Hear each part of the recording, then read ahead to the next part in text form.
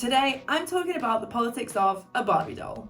Barbie was created by Ruth Handler in 1959 and manufactured by Mattel Inc. She said her vision was that through the doll, the little girl could be anything she wanted to be. That anything proved a little exclusionary at first though, as it wasn't until 9 years later that the first non-white Barbie was introduced.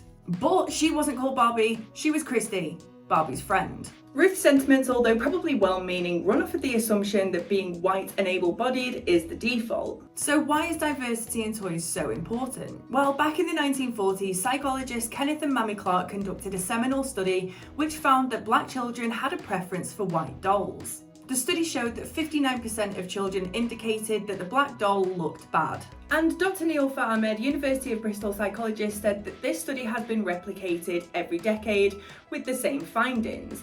Children learn early on that whiteness is better. She said that better representation in toys really makes a difference to children's self-esteem and their sense of belonging. Mattel did take one small step for women and one giant leap for job progression with their release of the astronaut Barbie in 1965, 4 years before Neil Armstrong stepped on the moon. But we had to wait until 1992 for Mae Jemison, the first black woman to go to space IRL outside of the Malibu dream house.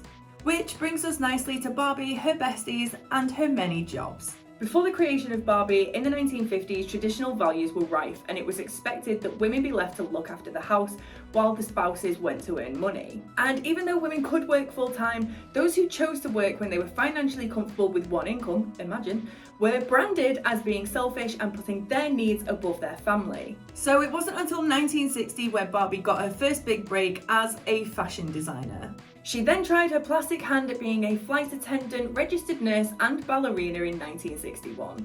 But Barbie now has a CV boasting over 200 careers, including running for president in the 90s before any female candidates ever appeared on the presidential ballot paper. In fact, officially, the closest any woman has come to being president was in November 2021, when Vice President Kamala Harris was in charge of the US for a grand total of 85 minutes when Joe Biden went under anesthesia. And Barbie continues to showcase careers where women are often underrepresented to this day. Only 24% of workers in STEM are women, but not in Barbie's world, as she broke norms to pursue careers as a computer engineer, a robotics engineer, and a video game developer. Barbie really did smash through the plastic dreamhouse ceiling with her progressive careers. But what about disability representation? Well, in 1997, Barbie's white wheelchair-using friend Becky was released, but only for a short time. The doll was such a hit that it sold 6,000 units in its first 2 weeks, and disability advocates praised Mattel for its representation. However, excitement soon turned to disappointment as it turned out Becky's wheelchair couldn't fit through the doors or lift of Barbie's dream house, leaving Becky only able to fit in the kitchen.